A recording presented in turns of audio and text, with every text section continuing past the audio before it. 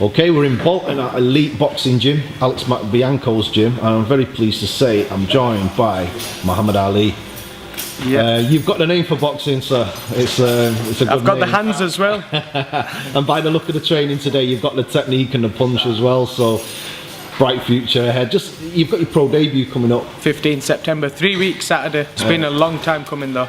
Well, let's just go back a bit to how you got into boxing originally. And I know you have had your struggles to get your boxing license. We'll touch on that. But how did boxing come into your life originally? Do you know, as a young kid, I've been involved in sports. Do you know, like football, cricket, rugby, played all sports. I don't like losing. Do you know, for example, if you lose in football, you can blame the goalkeeper, the defender. Oh, it was your fault, we got beat.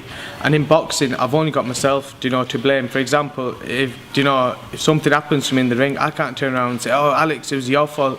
It's my fault because I'm throwing the punches, and I've not defended myself at the right time. Something that's all down to me, not down to Alex. I can't blame anybody inside that ring except myself. If something goes wrong, but when I'm winning, it's all down to me as well. I've pulled it off. That's what appealed to you, I don't like losing. With boxing, and it's all on your shoulders. It's all down to me. Yeah, I've only myself to blame.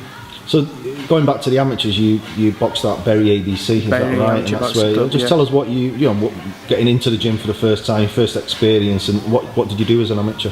As an amateur, I won the University Championship, I won the Haringey Box Cup and the Celtic Box Cup as well. I had 34 fights and I won 29.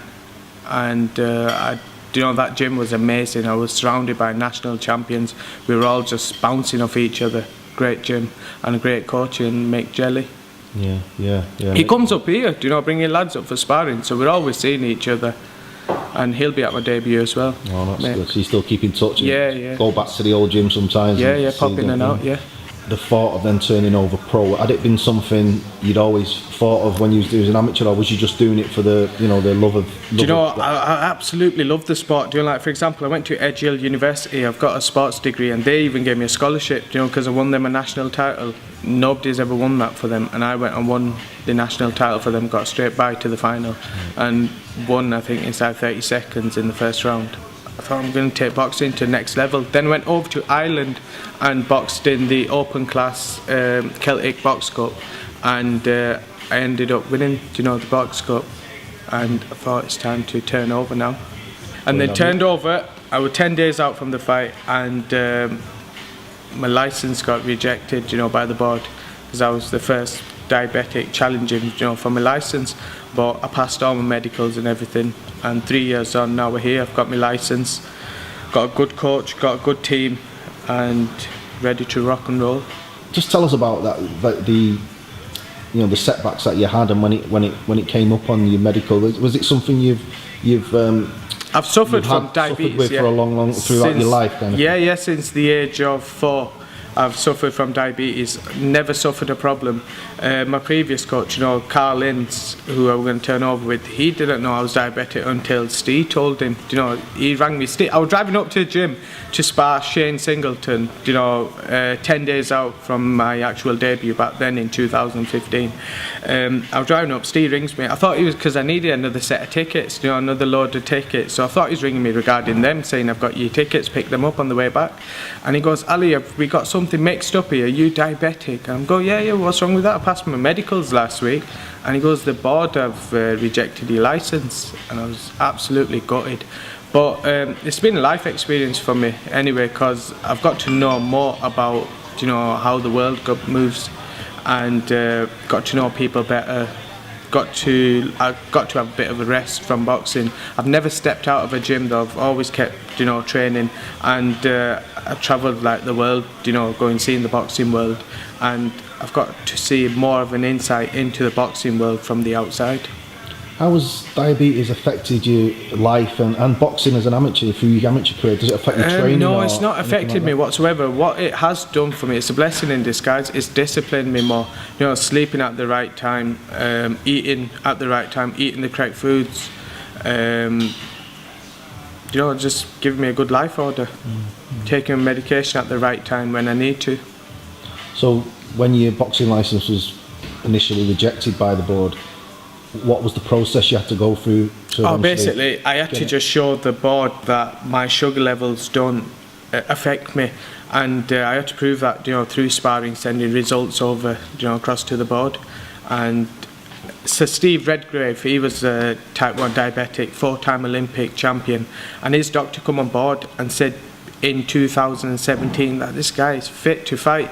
Ali's fit to fight, he should be getting his license. And he went back and forth with the board, and a solicitor team, JMR Solicitors, they came on board and helped me in abundant as well, and got me licensed then by the board. They were happy. They said, look, you are fit to box, here you are, your license, you will get it.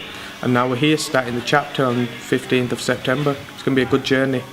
I'm looking forward to it. It was good seeing the training today, and you have a good relationship with Coach Alex is a good trainer. I've always. How long have you been here with Alex? I've been here since January, but I've known Alex since I've been boxing. As an amateur. Everybody on Facebook adds each other. You become friends, and we've always commented. He's always going on about boxing, and funny enough, we're always speaking. At night, I'm always pecking his head. I don't know if he gets wound up or not, but I'm always messaging him, saying, send me a fight, to study. And today you might have seen a bit of Chavez in me, senior, not junior, senior. And I was trying. Alex gave me a video to watch yesterday, and I was just studying. The fight he sent me.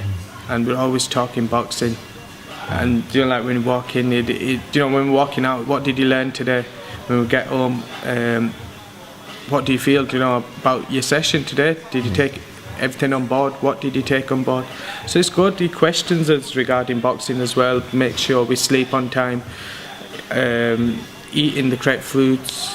He watches over us, and he's a young trainer. He relates to us. That's the good thing. He relates to us. He has good banter, good laugh. You've seen it yourself today, and it's a good laugh. We get the work done, but we have a good laugh. We enjoy what we do, and if you enjoy what you do, and you're training in a happy gym, you're in a dangerous place. You're a dangerous fighter because you're happy and you're passionate about what you're doing.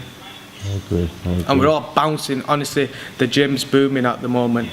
Mickey Ellison, Jack Flatley, Jack McGann, Ozzy, there's a few new lads as well, Sam and Aaron. We're all bouncing off each other. Honestly, it's booming in here at the moment.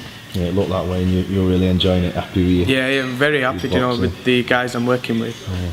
And if you take a few Chavez tips away with you, can't go far wrong with that. No, you can't, definitely. Also, Matty takes us to good gyms, to spar as well. Yeah. So that works in a bonus for us as well. You get a lot of good sparring in. Yeah, definitely. Who have you sparred with that has been an eye-opener for you recently? We've sparred Amir Khan, we've sparred Conrad Cummings, I've sparred loads of people. I've sparred those good fighters. Saul Rogers, sparring him tomorrow morning as well. Yeah, so MMA guy. Yeah, he's an MMA guy. So one of the best in the world, So you got that sparring tomorrow. I know I can, but I can't make it. He's a Bolton lad. That's why Alex is, bouncing for him, bouncing off him. So I'm really looking forward to seeing you, Ali, getting your debut. And I want to see what I'm about myself as well. I've had a good break, and let's see what I'm about on the 15th. Let's get the journey started. Can't wait. It's been a long time coming, and with a good trainer, with a good team outside of boxing as well, under a good management team under Steve Woods. Let's see what this journey's about. Being the first diabetic in the UK as well, and let's see if I can bring other diabetics on in boxing. Absolutely. I wish you all the very best of luck. Thank you, Chris. Nice seeing you in the gym. Brilliant to see you, mate. And Cheers, I honestly, I'm really looking forward to seeing you, and I wish you all the very, very best. Cheers, mate. Thank you for interviewing me. Yeah, thank you. You too, mate.